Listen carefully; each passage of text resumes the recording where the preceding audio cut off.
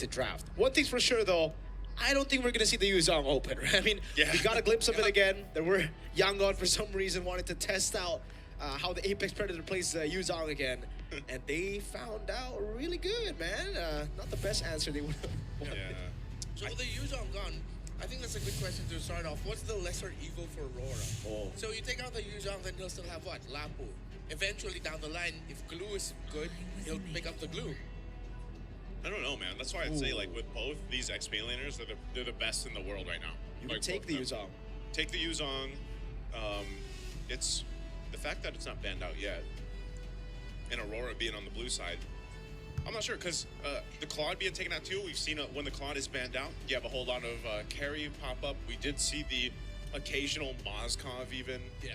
The Freya in the gold lane when Claude is picked up was a question of, is that the great counter to it? You see the Jushin taken out here. So I'm thinking Aurora on their priority, what do they want to go for, depending on this last ban. With Yuzhong being open, I don't know. Like, it doesn't seem like that would be something priority for Aurora specifically. So it could just be a trade here. Remember, the Fandom War, folks, type out in the chat wherever you're watching, who will win this? Who will win game number 1? Team Liquid or Aurora? TL Aurora, type it out in your chats. What I like is Liquid has already acknowledged that Aurora loves first picking that Claude.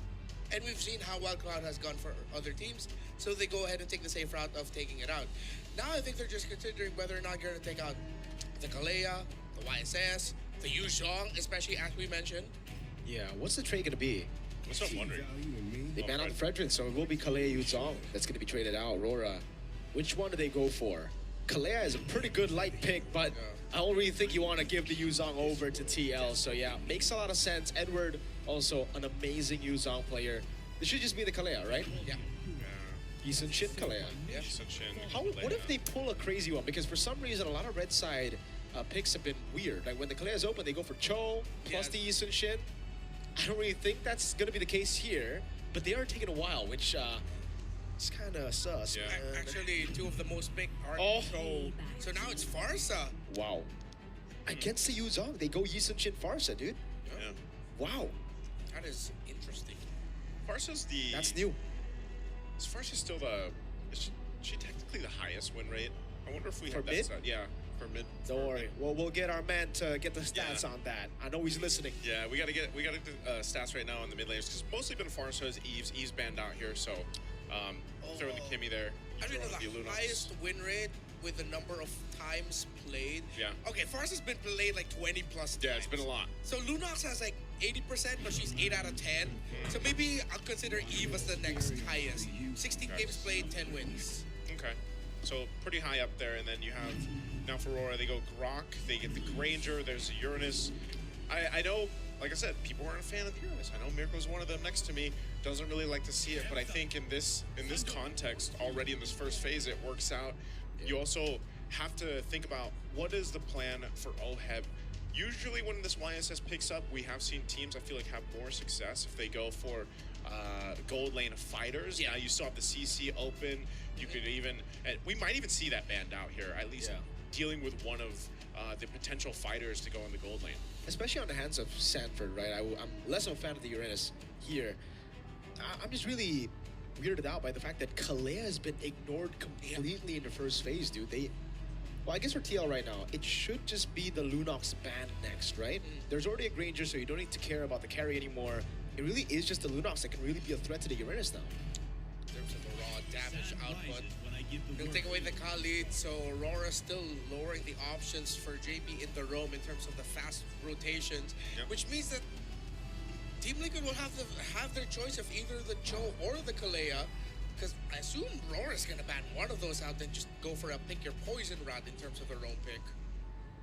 But you mentioned the fighter gold, and I think that might be the most logical decision for Team Liquid right now. They already have the YSS and Farsa. That's enough damage. Wow.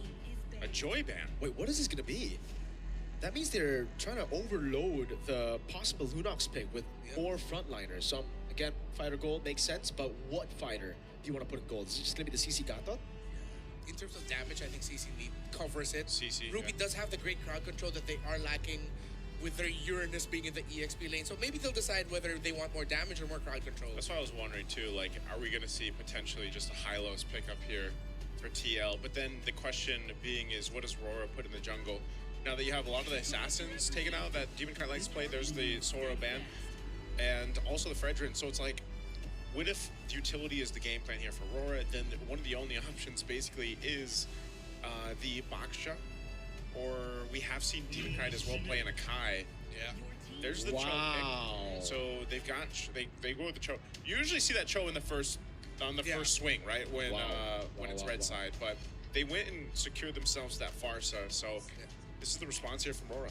By the way, this whatever Demon Cat ends up with is going to be a new hero for M7. He's only played Fredrin or YSS this tournament. Yeah, So it's there's Baksha.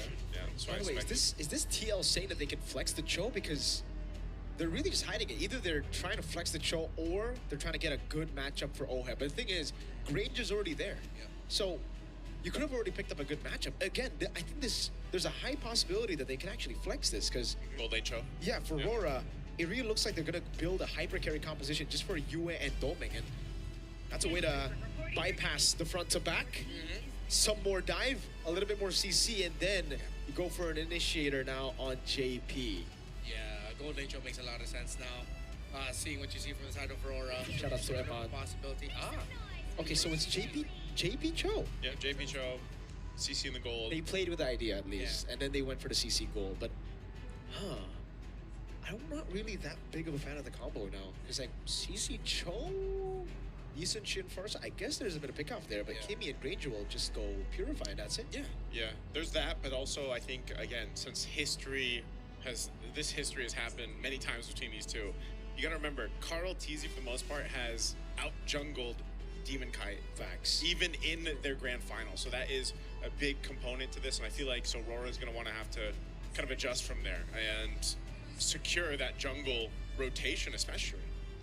I think we're really going to have to look at the first fight. Turtle number 1. If anyone's going to suffer any major losses, both of these lineups are susceptible to just getting run over and snowballed quickly. It's the first day of knockouts, our last day in XO Hall. Before we move on over to Tennis Indoor Stadium, welcome to Game 1 of the epic rivalry between Aurora and Team Liquid. This one's gonna be great, it always is, and now we get to be with them for a best of 3. Hopefully we get 3 games because it's always a great time to watch these two caliber teams battle it out here in the Land of Dawn, and also taking a look at how things are going to play a part. Like I said, for Demon Kite, Baksha's great for being able to roam around, rotate around, but we also have seen a YSS just kind of get out of control if you get that lead. Nothing too crazy early on. Good poking though. Now taking a look at the emblems. Pretty much the typical here. We've got, Lethal Ignition for Sanji on that Farsa. I mean, right now, the poke in the mid is just kind of tough to deal with. So, Team Liquid, hopefully, a good thing they're not missing out on a lot of minion waves, and Aurora are just focusing on lowering down the health of the members of Team Liquid instead of really freezing them out. Yep. But JP's still here, still getting the vision, meaning that Carl Teasy is still comfortable to just go from orange top side going down to purple. He'll probably get his green camp there with the Beetle, show himself at bot, or just go back straight to through the middle of the map, find a pick off, and then go. Oh, he goes straight to mid. Okay. All right, he goes mid. Again, both these lineups kind of playing around level 4s, being in that position where you either play for the tech charge or play for the kick for the most part, or even when Sanji gets that feathered airstrike, a lot of your damage profile is there. So it's slow and steady, and that's kind of what we expect between these two.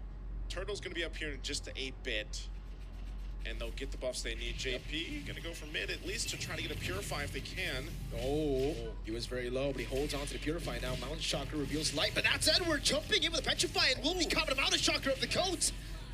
Feathered airstrike to take him down for the skies. Demon Kite still getting the retreat down on Turtle number 1 as Domeng bullies OHEB up top. Yeah, that was a perfect rampart by Light, actually, blocking Carl. He would have been in retreat range. Yeah, that was a punish on the even with the Dragon Form. It was just a little bit too late from Edward, not be able to catch who he wanted to with the Furious Dive or that Petrify. So good response. I mean, at least they get something. Objective secured. Domeng seems to be doing fine. Holding his own. Whoa. risky moves there. Doming. That's threading the yo-yo, man, right there. Like, it's not threading the needle anymore, but interesting enough. It's not too much built up for TL, but you do see, of course, you've got the Fury Hammer now on Edward, so wants to go ahead and have that little bit of extra damage. If he does get the Furious Dive or the Petrify off later on, that's respectable damage already too. Doming's got his. You've got, what is UA gonna go first? Is it going to be, we see a lot of mid laners go for what, Glowing Wand first, but Kimmy's traditionally, do you go with Glowing Wand? I mean, you already got Baksha. Yeah. Usually it is the glowing wand. See if he'll still lean towards that. Maybe he'd want to go for. Oh yeah, usually it's just the glowing wand. Yeah, I think so. Again, both these interesting with the compositions is once if they just kind of duke it out, level up in the lane, or scale up in the lanes, they're fine. Well, interesting. Doming, instead of going for the Fury Hammer into Skypiercer, he goes straight for the Hunter Strike. Yeah. Ooh. Yeah, I like that. Gets the last hit. I really like that build, by the way. Because on the Granger now, you're not really going to be looking for those early kills, especially when your team is behind. So he adapted. As soon as Aurora lost out on the trade of Turtle #1, they got it, but they gave out a kill. It was the swap into the Hunter Strike here. I think maybe it was already pre-planned. He's waiting for maybe Turtle 2, 3 onwards where he'll really be active. All right, well, he's got it. He's got a little bit of defense, too, to deal with this. Oheb's quite low, and this Turtle up. They're going to go in positioning. They know they have a bit of a health advantage anyway, so JP's giving the information. They'll just blitz the Turtle. Yep. They'll even use a Black Dragon form here. Onto the top side. Petrify going to be locking in. Wow, look at the tech charge as well. Heb able to stay alive with the benches, but that's going to be Edward jumping in again as Demon Kite comes around the shield unity. A turret gone in the bottom lane for Oheb and JP. Perfect juggle by Aurora. Clean dive onto JP and Oheb, but at the bottom, they at least balance it out in terms of the tower. So a little bit of a learning experience against SRG. Instead of just going full commit for the Turtles, they're opening up the map while also making sure Oheb has a little bit of protection. Despite him going down, at least you see the intention there. Yeah, that's something you can always count on for TL. You know, if they are going to lose at one side of the map, they're going to take something else, and they'll continuously do that. Now, all this has pretty much even things out. You know, it's not big a lead by all means for TL, but right now the gold lane is definitely going over here to Doming Kite. Oheb's going to have to wait a little bit longer to be more useful on the CC2. And now at some point, we've seen it with the Grangers, man. You know, when it does pop up and gets picked up, when the Klon is banned through the draft, you see a whole lot of Granger, and usually the Grangers get to shine, and he's just guarded really well. He doesn't really have to worry about too much, and he can just have this pressure. I mean, look at Team kind of late right now, just bullying out Oheb and JP up on this top side. They want to take this tier 1 down so they can then focus elsewhere. Yep. This Baksha jungle for Aurora Gaming PH, one of the key picks that led to their domination of MPL Philippines Season 16 for the majority of it. So Liquid is now dealt with just clearing out minion waves, trying to open up the map, and most importantly, making sure that Carl TZ has... Whoa! Dominic gets picked off! How did that happen, Sanji? Feathered Airstrike, I guess, and that's the risk of running Purify when you're up against such artillery, such accurate artillery against the Chef. Yeah, the kick wasn't used at all either from JP, so... It was just a Feathered Airstrike. Yep, just a Feathered Airstrike. That amount of burst being available. This Turtle's up now. Aurora's got 2 of the 3. We'll see if they're able to get the third one. Carl Teasy's going to start it up, though. Black Dragon form.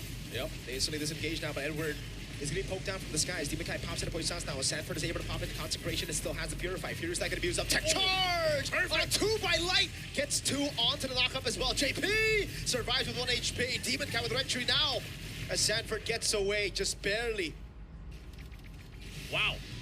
All right, I thought that would go a little bit better for TL, but what a tech charge from Light. Yeah. And that's what I was saying back before we got to the draft. I was like, man, the roamers right now are just having such a massive impact throughout M7 Swiss stage, and it's still going to be the same here at day 1 of the knockouts, man.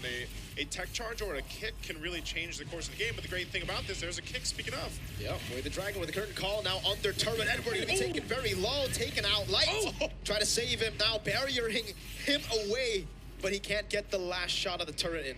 That was way too close, Oheb. Yeah, that would have been bad. Oh no, is he in trouble? I think he is, dude. So much damage, and the Poissons on him. Cross-map plays, great mirrors by these two. They really understand each other's rotations and tendencies at this point. It's kind of like they played against each other a couple times. Yeah, You know? maybe this is like their second Wait, are they time. Filipino? You know, just look at the score and that'll tell you. Basically, the score at the time. Most of the Swiss games we've seen, man, I tell you, it's been hectic. A whole lot of fighting even early on. Yeah. But this one, that's kind of what we expected. Like I said with the draft, it's a little bit slower cooking process for both teams in this, but we are just seeing trading happening across the map. It's not really just full force fighting against each other until this Lord comes up in about 30 seconds that we will see that. And if you look at this, again, the lead that Doming has right now, almost 1.5 ahead. Sanford. The barrier again. How's it Purify with the consecration? That's a big resource burnt out, man. No Purify for 80 seconds. Yeah, and not a lot of abilities used there by Aurora. No ultimates, no battle spells. Lights flickers off because he used it way earlier. So all signs are pointing towards a much more comfortable Lord take for Aurora, but Liquid still definitely within fighting range, as the lead in gold is not too high, but in terms of positioning, Aurora has the advantage. They got a Sky Piercer now available for Dominkai. He just picked it up. Oheb got the brute force, so a little defensiveness needed for this fight. We'll see how they approach this too. Right now, there's just an advantage that Aurora has in terms of, oh no! No Purify, he gets taken out by Domenkai. Oheb going for the damage over on Demonkai. Now passing the current call as well as JP goes for the Jikundo, and now Shunpu's away. Gunned down by Yue. That's starting to deal a lot of damage. Good Shunpu out, but look at the HP bars on Aurora. Demonkai and Domeng have to recall. They recall, they reset. No team able to go ahead and start this Lord just yet. Sanford will be back up. Purify is still a little bit longer to be on cooldown there, but for the most part, TL didn't utilize much. I mean, they still have their battle spells. They're in good position, so it just shows how close this game is in terms of their power spike, the level that they're able to go ahead and, of course, make these compositions work. So now with everything available, expect TL to be a little more cautious with Light having that tech charge once it's up. He's got the flicker now, too, so there's the green light. They're ready to go. Ooh. Big setup. No wings by wings. Rampart Now, Liquid, use. this is going to be a difficult Lord take as Carl TZ is still up top. Wait a second. Carl's so far away. JP trying to get an angle here. Sanford has to Purify back up. Let's give it away to drag it over on Edward. Now with the airstrike stunning him up. Edward getting away with Furious Dive defensively. Now Sanford walks up, but Demonkai is able to secure the Lord. That's Yue taken down by Sanford! A double! Big mountain shock landing onto his. Doming tries to cut away, but Light and Demonkai are caught in the crossfires of TLPH. Defensive tech charge. Demonkai caught by the Jikundo as Oheb tears him apart. What a play. I mean, it looked like Carl TZ wasn't going to get there in time. Yeah, they lost the objective, but they end up getting a couple kills off of it. Now, they still have to clear this out. They're going to take a tier 1 down. Great escape from Light and a Rampart to boot. So it'll keep them in a good defensive position to clear these out and still get ready to march towards with the Lord. Yeah, that was their balancer, the post-objective team fight, and it's something that Team Liquid does often. I know a lot of teams in the Philippines do. They can't get the Lord, then let's see if you can just get the kills after. That's why JP initiated onto Edward with the kick. They brought him down low, and of course the late entry by Carl TZ turned into a beautiful mountain shocker. Still, Aurora Gaming PH got to minimize their losses. Yep. And now this is just going to be a play for the next Lord as they restructure the map and the minions. You guys get to cast this for like regular season? Yes, sir. Damn. Hashtag blessed. I would say Can this, I move? Hey, Yeah, a lot of there's people would love if you did. There's a whole trading discussion going on. Okay. But Maybe we'll get a deal in. maybe there is a deal. You have to ask Womi and the team over there about it. He As a- seems to be the head negotiator. Gotta ask Mirko PH if we can bring in Uomi ID. As a great man once said, I got $20. I got $20, man. Looking at this though, it's interesting because with the way this game is going, plus take note, this is Flying Cloud, the longest map of them. JP, is he gonna be in trouble? Good Shunpu. I don't know which one was cleaner, the Shunpu bait by Demonkai or the Jeet Kundo cancel on Shield Unity. That was beautiful. It looked like he ducked under the wheel Yeah. dashing through. That looked pretty sick. If you could get like those camera angles when they have like the replays and Yeah. stuff. Oh, that'd be good. Again, that was like a move, right? to try to make something happen before the Lord comes up. If that doesn't happen, then they just continue to farm up, get to where they need to be. You can see there's, on both sides, there's a difference in terms of gold built up, respective to the lanes. Right now, Dominkai obviously still ahead against Oheb, but Oheb, it doesn't really matter too much, right? On the CC, on the fighter, he's mainly there to get that current call off. Of course, the Yo-Yo Blitz has some pretty good damage to it, but he's also there to soak up a lot of the damage, even if you have to pop the Vengeance and tank a couple Rhapsody shots or the Death Sonatas. Divine Glaive now over here for TL. Sanji is going to be popping off a lot of damage with a Feathered Airstrike. He's always very trigger happy with that ultimate, but definitely as this Lord comes up, they will get that tier 2 down on bot, so another objective goes down. And now they'll rotate forward. If they can get a pick off or a push across the map, then they know Aurora Gaming has to respond to it. Echoes of Echo by Liquid as the positioning of Sanji in that little shrub in the lower end. Holding that, moving back. Liquid push top, slow flow in the minion wave in the mid. See if they can still get minion wave pushes on the opposite side of the map. While JP playing way far back, looking to see if he can isolate someone. Gets the info, Dominkai. Classic Liquid right now. Look at Carl T. He's doing the same exact thing, right? He knows I don't have to technically be there right now. I can put pressure on the cross spine of the map, make Aurora respond to it, gives the call for TL to go ahead and start up this Lord. I'm wondering if they're actually going to commit because they're still staying up there. They want to potentially just take down a tier 2 turret if they can, knowing they can take their time with this. They're going to let Aurora initiate and start things up. Sanford has popping Consecration. Good for the airstrike, turning it around right now as Demonkind and Yue are both low. Sanford got traded for the HP, but he's a Uranus. He can just regen it back. Now, with all of the things that happened in the map, those little exchanges, Yue brought down low Liquid. That's a turret up top, no? Yeah, it will be. Man, what a... Yo. It's a macro play, man. This is what TL does. I like this game. All the time. Mirko, this is what we, alongside LaFell, were active for yesterday when we had all those 10,000 plus game leads. W boring server, man. And now this is once again just, this is the epitome of a chess match between two powerhouse teams. Look at JP swinging around the corner here. He's going to find an angle. Black Dragon form over on Carl Teasy. Can he get the traces in time now? The Petrify will lock him down, but look at JP and Sanford doing the same thing as Edward goes for the Furious Dive. But again, Sanford is able to get Consecration in. Oheb gets the killing spree, and JP goes! The GOAT traceless is in and wins the rectory! Now it's like taken low. Carl Teasy with walk up. Sanji picks up the kill. Tome getting a double. Just the backliners of Aurora alive. Wow. It's a 3-for-2 trade. The Lord goes over to TL, and you have to highlight, I don't know if we'll see the replay, but man, JP did work. He went for Dominkite. Yeah. Got the Purify out, put pressure on Dominkite so he didn't have freeway to just go and do what he wanted. Carl. Oh, Carl. Gets shot. That's Sonata 3 times. Good touch from Yue as well, man.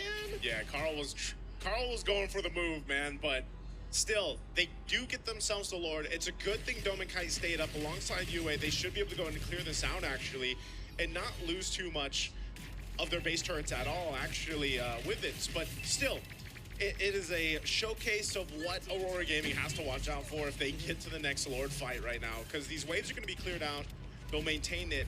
And you got to keep an eye on JP. He had an Immortality earlier as well. Got the Purify out. That's one of the big things he has to do, either on Yue or Dominkite. Specifically, better if they do catch Dominkite. It's a credit to the lineup that Aurora Gaming PH drafted. Double carries, lots of backline damage, and Liquid has to do so many things in the map just so that they can break that formation.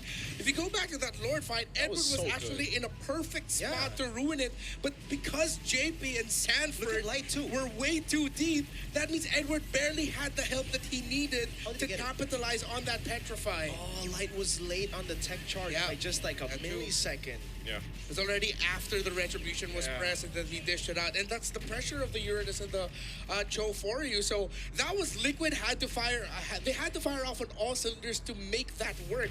From macro to micro. Because Aurora Gaming with their lineup, it's so much easier to pull off if you just go from front to back. That's the thing though.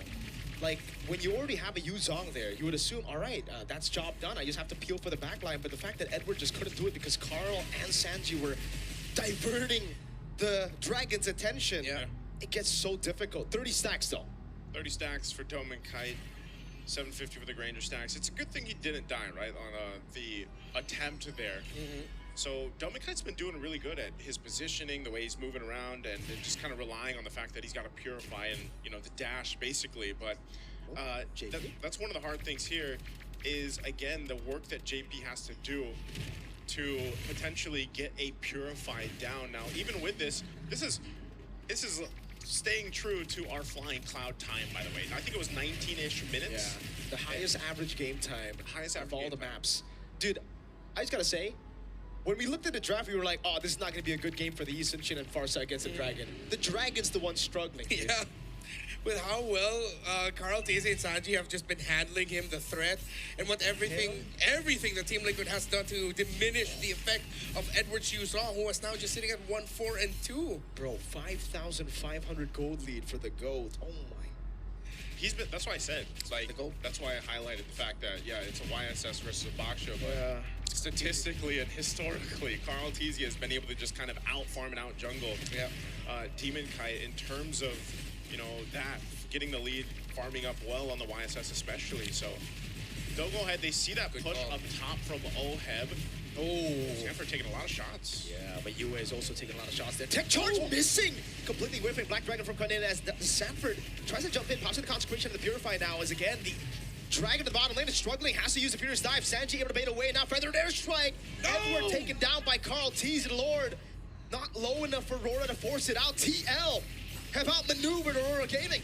Demon Kite trying to walk in, but the Dragon kicks him out. Now retreat from Carl, picks it up. JP will lose his immortality. Demon Kite there, Light gets an attack charge. Lands it on Sanford. Carl buys an immortality right now, but he is going to be left all alone. Oh, trace this away. Demon Kite gets a double. Is looking for the triple. Oheb will be shut down by Doming, and that's him with a triple.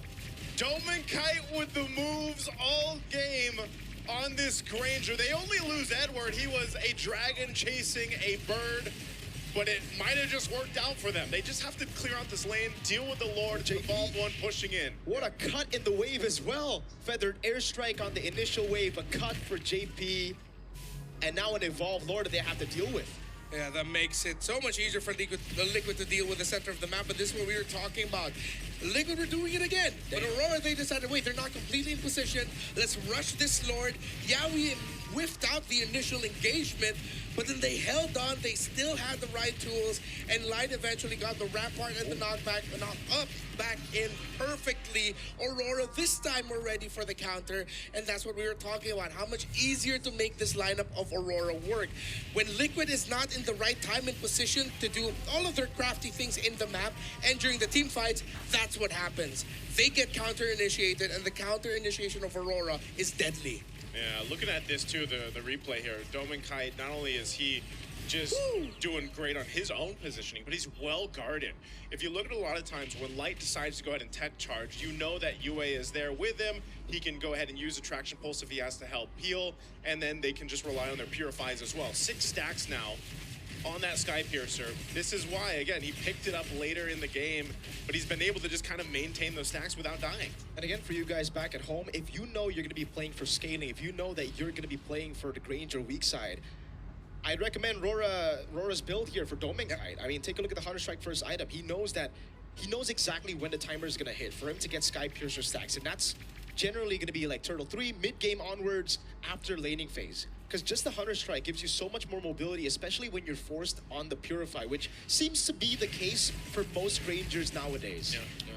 And if you have someone on your side packing a Sky Piercer, no need to pack another one. It's all right. Bundle it all into one person. Purify out from Sanji, though, gets caught by it. Has to use the immortality there. Sanji gonna get away from this. Curtain call coming out. Sanji will fall. JP with a way to drag it onto the backline, but Carl Tese gets caught by the Petrify and the Furious Dive of Edward. Good trace us out of there. Sanford trying to escape. TL minimize their losses. They just lose Sanji, but Aurora have position for Evolved Lord. They lost Sanji, they lost some battle spells, and their ultimates aren't available yet. So Aurora, they'll go ahead and have an advantage on this Lord. They'll start it up. They'll take their time with it. Light in position if he needs to. He still has a flicker. Tech charge if he wants to. So TL wants to probably delay this as much as they can, but Sanji is so far away, 20 seconds, less than half health for the Lord here. 20 seconds on Sanji. JP trying to look for the angle now. Light doing the same thing here, looking for a big tech charge. Can they do it? Demon Kai popping in at Poissons. That's going to be the kick. Right now, Electric Dovang! Gets the Lourdes call. TZ gets CC locked. JP caught in the midst of it all right now. Is able to go for the Shunpu, but Yue guns him down. Slowly but surely. Game1 taken down. Sanford still able to survive as JP finally falls. Aurora Gaming Philippines secure the Evolved Lord. Lord marching down the mid lane. 23 minutes and counting. Carl TZ and JP won't be back for another 40 plus. Sanford! Still able to survive. Oheb doing the same thing. Oheb! Current call now pops in with a crown as well as he buys the immortality. In the back, Sanji tries to look for an angle to go for the fight right now, but it's only just Sanford in the base as the Evolved Lord crashes down on the mid base turret. That's another mini wave spawning in. TL, I don't think they can defend this. Sanji is trying to cut the waves, but there's no one in the base to save this game. Aurora Gaming Philippines secure game 1. And they do it. They get first blood in this series, starting their revenge against TL. You can see them discussing things here too. Probably could have been cleaner, at least for them, at Roar, the way Aurora feels. But man, Doming, what a game. Massive performance here on that Granger to secure them game 1. Wow. Terrific performance by these two. Team Liquid had to stretch out the limits of everything. Their macro management, their micro